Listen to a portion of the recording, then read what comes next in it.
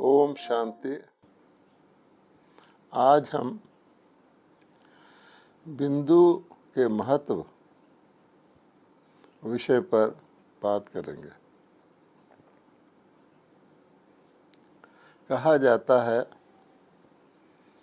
कि human being जो जीवात्मा है उसमें दो कंपोनेंट हैं, एक तो उसका जीव और एक आत्मा। तो जीव को तो हम सब देखते हैं, जानते हैं, इतना बड़ा शरीर है, लेकिन इसके अंदर जो इसको चलाने वाली, जो जीव का जीवन जिसको कहते हैं शक्ति, वो आत्मा है। तो हम सब आत्माएं हैं और हमारा स्वरूप जो है वो एक बिंदु स्वरूप है। हम आत्माएं चैतन्य हैं और ज्योति बिंदु स्वरूप हैं। और आत्मा का निवास शरीर के अंदर दो आँखों के बीच में, जिसको भ्रिकुटी का स्थान कहा जाता है, भ्रिकुटी की कुटिया कहा जाता है, वहाँ मैं आत्मा निवास करती हूँ। और हम ये भी जानते हैं कि आत्मा का साइज़ छोटा बड़ा नहीं होता। आत्मा ज्योति बिंदु स्वरूप ही रहती है, बिंदु स्वरूप ही रहती है, चैतन्य बिंदु है, ज्योति बिंदु है। और इसके यादगार के स्वरूप में भारत के अंदर इन आँखों के बीच के स्थान पर बिंदी लगाने का या तिलक लगाने का रस्म है। हम जानते हैं कि हम सब का शरीर बचपन में बहुत छोटा होता है, फिर बड़ा होता है। किसी का शरीर मोटा होता है, किसी का पतला होता है, शरीर का कोई अंग कट भी जाता है। तो इसलिए शरीर के फैलने के साथ साथ आत्मा का कोई विस्तार नहीं होता। आत्मा एक ही स्थान पर रह करके अपने सारे शरीर का जैसे कि चलाती है, उसका नियंत्रण करती है। या यूँ कहें कि भ्रिकुटी के बीच में बैठकर मैं आत्मा राजा अपने शरीर को, शरीर की इंद्रियों को और अपनी सूक्ष्म इंद्रियों को, जिसको हम मन, बुद्धि और संस्कार कहते हैं, उनको मैं कंट्रोल करता हूँ। अब ये जो ज्योति बिंदु आत्मा हूँ मैं, इसके बारे में हमें जानना है। क्यों जानना है कि इस बिंदी का महत्व वर्तमान समय सबसे ज़्यादा है। पिछले जन्मों में हम यूँ कहें कि जब से हमने शरीरों को धारण करना शुरू किया है, सतयुग से लेकर भी हमें इस बिंदी के बारे में डिटेल में जानने की ना आवश्यकता पड़ी है। स्वाभाविक तौर पर आत्मा शरीर के अंदर काम करती रही है। लेकिन हम ये भी देखते हैं कि जैसे जैसे आत्मा की शक्ति में कमी आई है, उसी अनुपात में हमारे शरीरों के अंदर भी कमज़ोरी आई है और शरीर की हर इंद्रियों के अंदर कमज़ोरी आई है। यहाँ तक कि दिमाग को सोचने के अंदर भी कमज़ोरी आई है। तो ये सारा हम जानते हैं। इस बात को जानना वर्तमान समय परम आवश्यक है।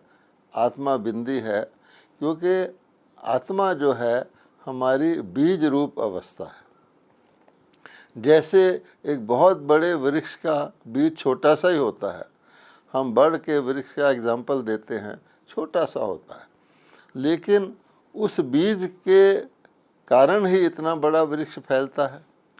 तो बीज का महत्व कब आता है? हम देखते हैं दुनिया के अंदर कि जब वृक्ष को उत्पन्न करना होता है तो बीज से ही उत्पन्न होता है, और फिर वृक्ष खूब फैलता फूलता है, फल, पत्ते, टहनियाँ, जो कुछ भी इसको देना होता है वो देता है। लेकिन अंत में जब वृक्ष सूख जाता है, उसकी आयु पूरी हो जाती है, तो पुनः उसमें बीज निकलता है, और जो उसका पका हुआ बीज होता है उसी में सार रहता है, नए वृक्ष को उत्पन्न करने का।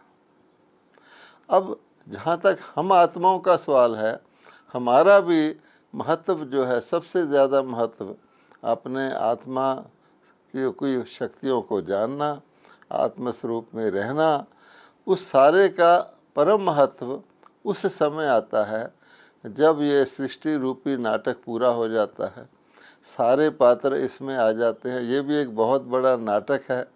हमको शिव बाबा ने बताया हुआ है कि बहुत लंबा 5000 वर्ष का नाटक है और इसमें 4 युग हैं। तो ये पहले युग से, पहले दिन से शुरू होता है। तो उस समय आत्माएं देवी देवताओं के शरीर में आती हैं। तो धीरे धीरे धीरे धीरे धीरे ये सारा नाटक फैल जाता है।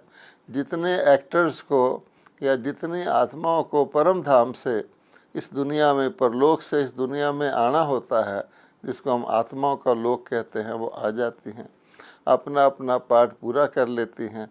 और अंत में जब ये सारा वृक्ष सूख जाता है, दुखदायी हो जाता है, हम ये कहते हैं कि सृष्टि कांटों का जंगल हो जाती है, उस समय परमात्मा हम आत्माओं के द्वारा ही नए वृक्ष की स्थापना करते हैं, या यूँ कहें कि सृष्टि नाटक को पुनरावृत्त करते हैं। सभी पुरानी सूखी हुई आत्माएं जो हैं, उनको वो शुद्ध बना करके परम धाम में ले जाते हैं और वहाँ से ही नए युग के लिए आत्माएं श्रेष्ठ होकर के नीचे उतरती हैं। तो वृक्ष में तो हम देखेंगे कि बीज जड़ में होता है और फिर बीज जाके वृक्ष की टॉप की जो टहनियाँ होती हैं, जब सूख जाता है वहाँ होता है। लेकिन क्यों इस सृष्टि नाटक का चक्रिक क्रम है, यानी ये साइक्लिक ऑर्डर में घूमता है, तो एक ही ऐसा समय आता है जबकि पुराने वृक्ष की समाप्ति और नए वृक्ष की शुरू, उसका संगम होता है, यह संधि काल होता है।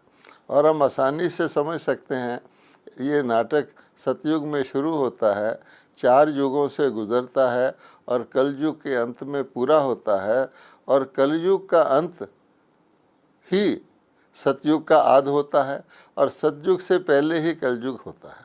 तो ये जो संधि काल है, भारत के अंदर इसका बहुत गायन है, महात्म है। एक संगम युग होता है, पुरुषोत्तम युग होता है, धर्माऊ युग होता है, कल्याणकारी युग होता है। तो वर्तमान समय हम उस समय उस स्थान पर हैं।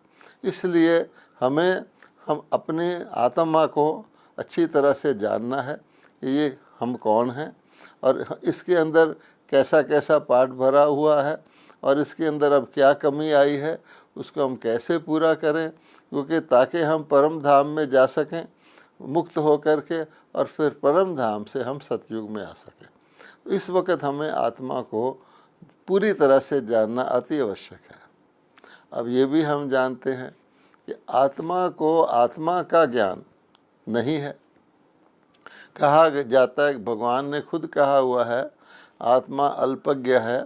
आत्मा को अपने ना पिछले जन्मों का ज्ञान है, न अगले जन्मों का ज्ञान है। मैं परमात्मा जो रचेता हूँ, मुझे ही आत्माओं के सारे चक्र का ज्ञान है और वर्तमान समय वो कहाँ है उसका ज्ञान है। तो परमात्मा हमें क्या बताते हैं कि दुनिया का अगर सबसे बड़ा वंडर है, greatest wonder of the world real sense में, तो आत्मा है। क्यों? एक छोटी सी आत्मा, बिंदु स्वरूप आत्मा में उसके पूरे ही 5000 वर्ष का 84 जन्मों का पाठ भरा हुआ है। एक बिंदु में इतना सारा पाठ भरा हुआ है। आज तो साइंस वाले भी क्या कोशिश कर रहे हैं कि जो भी चीज़ है मिनिएचराइज करने की, कि थोड़े के अंदर भी बहुत ज़्यादा भर दें। आजकल हम देखते हैं कंप्यूटर्स के अंदर चिप्स आते हैं, तो ज़्यादा से ज़्यादा कोशिश की जाती है कि छोटे से चिप में बहुत ज़्यादा इन्फॉर्मेशन भरी जाए। तो साइंस अगर ऐसा कर सकती है, किसी देखने वाले को कहो कि इस छोटे से चिप में 10,000 गीत भरे हुए हैं, तो व्यक्ति हैरान हो जाता है।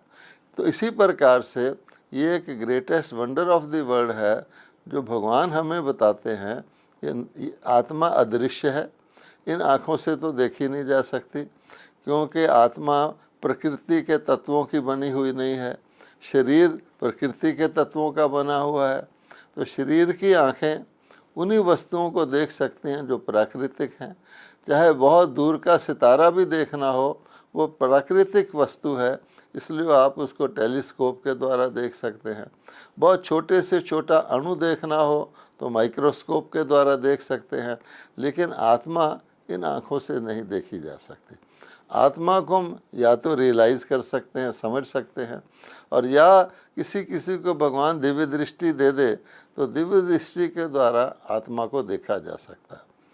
मुख्यतः आत्मा देखने की चीज़ नहीं है, जानने की चीज़ है। तो भगवान ने हमें बताया है कि देखो, एक छोटा सा ज्योति बिंदु, चैतन्य ज्योति बिंदु आत्मा, जो वर्तमान समय अपने शरीर की भ्रिकुटी के मध्य में है और हमारे हर पहले जन्म में भी भ्रिकुटी के मध्य में रहा है, जिसको लोग तीसरा आँख भी कहते हैं, वो इस सारे शरीर का संचालन करती है। और शरीर से जो भी वस्तुएं या व्यक्ति संबंध में आते हैं, उस सारे का जो कार्य जो कुछ भी होता है वो आत्मा ही उसके इम्प्रेशन में आती है, आत्मा ही अपना एक्सप्रेशन करती है। वास्तव में आत्मा ही प्राण है और आत्मा के पिता परमात्मा है।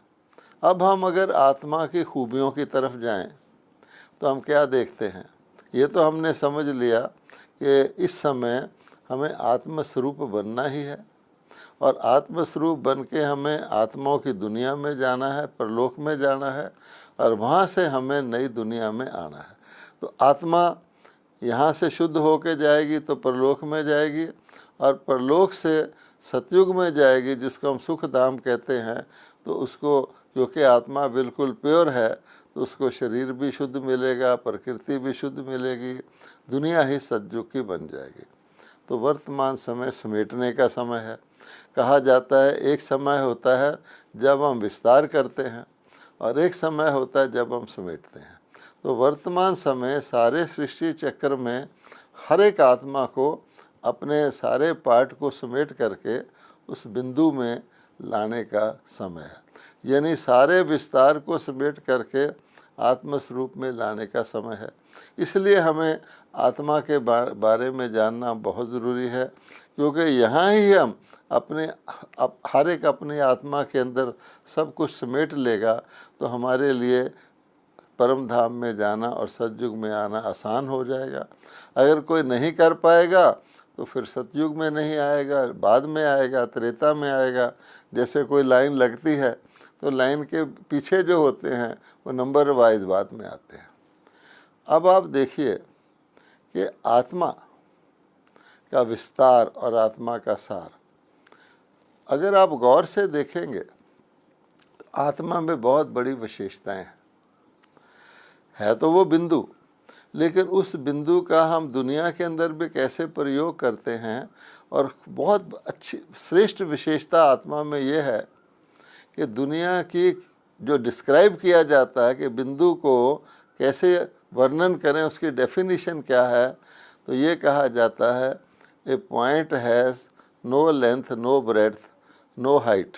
एक बिंदु का ना तो लंबाई है, ना चौड़ाई है, ना उसका कोई वज़न है। एक तो ये हो गया। दूसरी बात, अर्थात आत्मा हल्की है। दूसरी बात कि अन्य किसी भी चीज़ का फ़ोटो लेंगे तो आपको एंगल बदलने के साथ उसका फ़ोटो बदल जाएगा। कोई भी ऑब्जेक्ट ले लीजिए दुनिया का, उसको मध्य में रख लें तो उसको ऊपर से देखें, नीचे से देखें, साइड से देखें, किसी भी दिशा से देखेंगे तो उसका फ़ोटो बदल जाएगा। इसलिए हम कहते हैं पॉइंट ऑफ व्यू, कि मैं जो कुछ देख रहा हूँ मेरे पॉइंट से, मेरी आत्मा के विचार से वो चीज़ ऐसी दिख रही है। जैसे अंधों ने हाथी देखा का एग्जाम्पल हम बचपन में पढ़ते थे। लेकिन आत्मा एक ऐसी चीज़ है कि आत्मा का आप किसी की तरफ से फ़ोटोग्राफ लेंगे तो आत्मा बिंदु ही नज़र आएगा। इसलिए अगर हमने अपने आप को समेटना है, आत्मस्वरूप में रहना है, तो हमें ये याद रखना चाहिए अब हमें हर चीज़ को समेट करके उसका पॉइंट ऑफ व्यू बदल के पॉइंट बनना है। अगर हम किसी को आत्मा का परिचय भी देते हैं तो पॉइंट समझाकर पॉइंट देना वो और बात है, पॉइंट बनकर स्वयं आत्मा बनकर दूसरे को आत्मा का परिचय देंगे तो उसको बहुत जल्दी उसकी समझ में आ जाएगा। इसलिए पॉइंट चारों तरफ से आप देखेंगे तो पॉइंट ही रहेगा। दूसरी बात बड़ी इम्पोर्टेंट है। अगर आप इंग्लिश भाषा में देखें तो कोई भी नया सेंटेंस जब शुरू होता है कैपिटल लेटर से, वो तभी शुरू होता है जबकि पिछले सेंटेंस के बाद में बिंदु लगा दिया जाता है, जिसको हम फुल स्टॉप कहते हैं। और मात्राएं लगाएंगे तो सेंटेंस लंबा हो जाएगा, उसमें कॉमा लगाएंगे, डैश लगाएंगे, कोलन लगाएंगे, सेमी कोलन लगाएंगे। लेकिन जब हमने फुल स्टॉप लगाया तो वो सेंटेंस पूरा हो गया और अगला सेंटेंस हम फिर नया कैपिटल लेटर से शुरू करते हैं। इससे हम बहुत कुछ सीख सकते हैं कि फुल स्टॉप लगाने के बाद पिछला सेंटेंस पूरा। अब आप देखिए कि आप अपनी कार में पेट्रोल भरवा रहे हैं या आप किसी टैक्सी में बैठते हैं तो पहली बात क्या कहते हैं, वो खुद भी कहता है पेट्रोल पंप वाला या टैक्सी ड्राइवर कि साहब देख लीजिए मीटर ज़ीरो है। तो हम भी ना ज़ीरो हो कि तो हम उसको कहते हैं भाई अपना मीटर ज़ीरो कर ले। क्यों कहते हैं? क्योंकि हम पिछले पैसेंजर का बिल खुद नहीं देना चाहते और किसी ने पिछले वाले ने पेट्रोल भराया है तो उसको अपने अकाउंट में नहीं डालना चाहते। तो हम बहुत ध्यान रखते हैं कि हमारी टैक्सी का मीटर ज़ीरो हो, हमारे पेट्रोल पंप वाले का मीटर ज़ीरो हो, लेकिन हम अपनी ज़िंदगी में अपना मीटर ज़ीरो करना सीखते हैं कि जो हमारी घटना हो जाती है उसको हम फुल स्टॉप लगाते हैं। ये बात बहुत सोचने की है कि आप देखिए कि हम ज़्यादातर मनुष्य अपना टाइम इसमें गंवा रहा है। ख़ास तौर पे अब जब नाटक पूरा होना है तो हमें एसेंसफुल बनना है, अर्थात हमें अपने समय की, अपने अस्तित्व की इतनी गहरी पहचान रखनी है कि हम जो कुछ करें, जिस तरह करें, जितने समय में करें, उसको जितना ध्यान दें उतना ही दें, ना कम ना ज़्यादा। क्योंकि आने वाले सतयुग की परफेक्ट दुनिया में यही होता है। आने वाले सतयुग की दुनिया में भी आंखें देखती हैं, लेकिन जो देखना वही देखती हैं, जितना समय देखना उतना समय ही देखती हैं। हर इंद्री हमारी, क्योंकि परफेक्शन है, उस परफेक्शन को लाने के लिए पहला जो स्टेप है वो अपनी बिंदी का ये देखना है कि क्या हम पास्ट इज़ पास्ट करते हैं, जो बीत गई सो बीत गई। आप देखिए एक ड्रामा चल रहा है, ड्रामा में जो सीन पूरा हो गया, चाहे वो उसमें मैंने अच्छी एक्टिंग की या कम अच्छी एक्टिंग की, अब वो सीन तो दोबारा आना नहीं है, मुझे आगे की एक्टिंग करनी है। अगर मेरे मन में ये रहेगा कि मैंने पिछले नाटक में, पिछले सीन में अच्छी एक्टिंग नहीं की तो मेरी अगली एक्टिंग भी बिगड़ जाएगी। इसलिए एक बहुत बड़ी शिक्षा लोगों को जनरली दी जाती है कि बीती को बीती देखो, पास्ट को पास्ट देखो, let bygone be bygone. अच्छा, अब हमें अगर जीवन में ये करना हो तो कैसे करें? तो आप देखेंगे इंग्लिश भाषा के कुछ चिन्हों से हम इस बात को समझ सकते हैं। मान लीजिए किसी बात के देखते हुए इस दुनिया के अंदर आपके अंदर कोई प्रश्न पैदा हो जाता है। प्रश्न का मतलब होता है क्यों, क्या, कब, कैसे, जिसमें का आता है, क्वेश्चन मार्क आ जाता है। अब प्रश्न पैदा होते ही आपकी प्रसन्नता तो दूर हो जाती है, क्योंकि अगर आप प्रसन्न हैं तो प्रश्न नहीं है, कंटेंटेड हैं। प्रश्न है तो जब तक प्रश्न रिजॉल्व नहीं होता आप प्रसन्न नहीं हो सकते। अब आप देखिए आपके अंदर कोई प्रश्न पैदा हो गया, आखिर आप उस प्रश्न का सलूशन ढूंढते हैं, उसका समाधान ढूंढते हैं। जब समाधान हो जाता है तो फिर आप नॉर्मल आ जाते हैं। तो ख़ास तौर पे गौर से आप देखेंगे कि जो प्रश्न चिन्ह होता है वो बड़ा क्रुकेड सा साइन होता है, कड़छी की तरह होता है, लेकिन उसके नीचे भी एक बिंदी बनी रहती है। अर्थात जब आपका प्रश्न पूरा हो जाता है फिर आप बिंदी बन जाते हैं, आप नॉर्मल हो जाते हैं।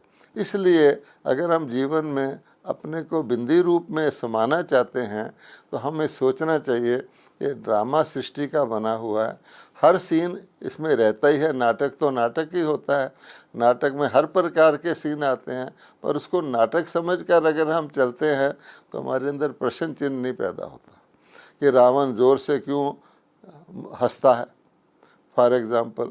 तो ये जो नाटक को जानता है, नाटक को समझता है नाटक है, वो ऐसा नहीं करेगा। तो अब हम अब से लेकर अपने अंदर जीवन के अंदर प्रश्न चिन्ह उत्पन्न करना बंद करें तो हमारा फुल स्टॉप ही रहेगा।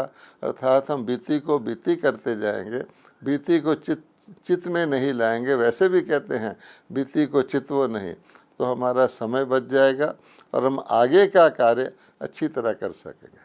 यूँ भी आप देखेंगे समय आगे की तरफ चलता है, समय पीछे की तरफ नहीं चलता है, और कहते हैं कि गया समय वापस नहीं आता है। और इसी प्रकार से एक और हमारे जीवन में घटना होती है जिसको हम आश्चर्य कहते हैं। अचानक कोई ऐसी बात आ जाए तो हम आश्चर्यचकित होकर कहते हैं अरे ये क्या हुआ। अच्छा, बहुत सोच में पड़ जाते अब क्या होगा कि मान लीजिए आजकल कोरोना वायरस का महामारी चली हुई है, चली तो हुई है, अब हम उसके ऊपर क्वेश्चन करना शुरू कर दें कि क्यों आई, किसने भेजी, तो आश्चर्य में आ जाएंगे और सोचते रहे अब ये वापस कब जाएगी।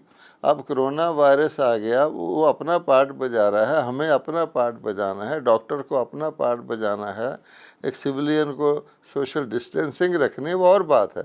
लेकिन अगर हम आश्चर्य चिन्ह लगाते हैं तो क्या होता है कि हमारी बुद्धि का बैलेंस बिगड़ जाता है, क्योंकि हम फुल स्टॉप वाली आत्मिक स्थिति में नहीं रहते। फिर हैरानी की बात यह है कि दुनिया के अंदर ये जो आश्चर्य चिन्ह इतना लंबा होता है, उसके नीचे भी एक बिंदी लगी होती है। जब आपका आश्चर्य दूर हो जाता है तो फिर बिंदी बन जाती है। इसलिए अगर हमें आत्मिक स्थिति में स्थित रहना है तो हम आश्चर्य करना छोड़ दें। नाटक तो नाटक ही होता है, तो नाटक धीरे धीरे आगे को चलता रहता है। और हम नाटक में ना तो किसी सीन को जल्दी ला सकते हैं, ना किसी सीन को हम स्लो कर सकते हैं। जैसे आप कार, ट्रैफिक में आपकी कार जा रही है, आपकी कार बहुत तेज़ स्पीड वाली है, लेकिन अगर आगे ट्रैफिक जैम है तो आप अपनी कार को उसी स्पीड पे चलाएंगे। अगर तेज़ चलाएंगे तो टक्कर मारेंगे, अगर आप स्लो चलाएंगे तो पीछे वाला टक्कर मारेगा। तो कार ड्राइवर अच्छी तरह जानता है मुझे ट्रैफिक की स्पीड के साथ ही चलना है।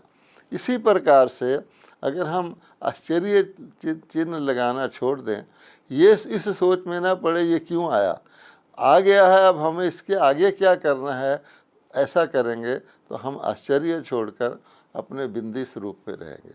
तो जब हमें समेटने का समय है, हमें बिंदु बनना है, तो हमें अब विस्तार को सार में लाना है। तो विस्तार किस तरह से होता है, फालतू से होता है, व्यर्थ से होता है। आप किसी चीज़ के बारे में व्यर्थ सोचना शुरू कर दें, अगर ऐसा हो गया तो फिर ऐसा हो गया, फिर ऐसा हो गया तो फिर आगे क्या होगा, फिर कैसा होगा, इसका कोई एंड नहीं है। तो उसका नतीजा क्या होगा, या तो भूतकाल का सोच रहे हैं या भविष्य काल का सोच रहे हैं और वर्तमान को आप खो रहे हैं। तो इसलिए वर्तमान में चलना अब हमारे लिए बहुत आवश्यक है, क्योंकि हमें अपने आत्मिक बिंदु स्वरूप में रहना है। अब एक चीज़ और इसमें नोट करने की है कि आत्मा जो कुछ भी इस दुनिया में करती है, एक्शन करती है, वो संकल्प शक्ति से करती है। आत्मा के अंदर बहुत बड़ा पार्ट भरा हुआ है, लेकिन आत्मा वर्तमान समय उस पार्ट को कैसे बजाना है, संकल्प शक्ति से करती है। यानी हमें पहले पहले संकल्प आता है। Everything is born in the mind. जैसे लोग कहते हैं ना, wars are born in the minds of man, why peace can not be born in the minds of man. अब संकल्प हमें हुआ, अब हमें चेक करें कि जो मुझे संकल्प हुआ वो व्यर्थ हुआ, फालतू हो गया, क्योंकि व्यर्थ के पीछे बहुत संकल्पों की लाइन लगी रहती है, या वो नेगेटिव हो गया, यानी मैं अन्य किसी के बारे में सोचने लग गया, किसी से ईर्ष्या करने लग गया, या मेरे अंदर अभिमान है, मैं अपनी बात को साबित करने की कोशिश करता हूँ क्योंकि मैं समझता हूँ मैं इस बात पर अथॉरिटी है। तो भगवान कहता है इस अभिमान का संकल्प अपमान कराता है। जैसे मान लीजिए हमें अपनी मेडिकल साइंस पर बहुत अभिमान था कि हम कोई भी बीमारी आएगी हम उसका इलाज कर देंगे। हमारे को धन पर बहुत अभिमान था कि हम इतना धन इन्वेस्ट कर देंगे तो हर चीज़ का उपाय निकल आएगा। आज हम धन भी देने को तैयार हैं, सारे मेडिकल साइंस वाले रिसर्चर्स बुद्धि भी लगाने को तैयार हैं, फिर भी हमारा सिर झुका हुआ है कि हम उस बीमारी का इलाज नहीं देख पा रहे। तो ये एक एग्ज़ाम्पल है। आगे इससे और भी ज़्यादा घटनाएं आने वाली हैं कि हमें अभिमान नहीं करना चाहिए, निर्माण होकर अपनी योग्यता का प्रयोग करना चाहिए। तो इसी प्रकार से संकल्प के अंदर अभिमान भी आ सकता है, संकल्प के अंदर लोभ भी आ सकता है। आज की इस खतरनाक परिस्थिति में जबकि हर व्यक्ति को श्रेष्ठ कर्म करना चाहिए, कई लोग आज की परिस्थिति में भी सोचते हैं कि चलो पैसा कमाने का मौका है, कोई चीज़ नहीं मिल रही उसको ज़्यादा दाम में लोगों को बेचा जाए, तो ये संकल्प भी आ सकता है। इसलिए हमारा संकल्प जो है वो फिर जीवन के अंदर प्रैक्टिकल में आता है। तो अगर हम आत्मिक स्थिति में स्थित रहेंगे और इन व्यर्थ से बचे रहेंगे और ये काम क्रोध लोभ मोह अहंकार इससे दूर रहेंगे तो हम और बुद्धि हमारी निर्णय ठीक करेगी, एकाग्र रहेगी, घबराएगी नहीं, तो हमारा संकल्प शक्तिशाली होगा। तो आत्मा संकल्प के द्वारा कार्य करती है। तो वर्तमान समय हमें कौन सा संकल्प करना चाहिए? परिस्थिति को देखते हुए हमें अपने और सबके कल्याण का संकल्प करना चाहिए, नेक संकल्प करना चाहिए, श्रेष्ठ संकल्प करना चाहिए, शुद्ध संकल्प करना चाहिए।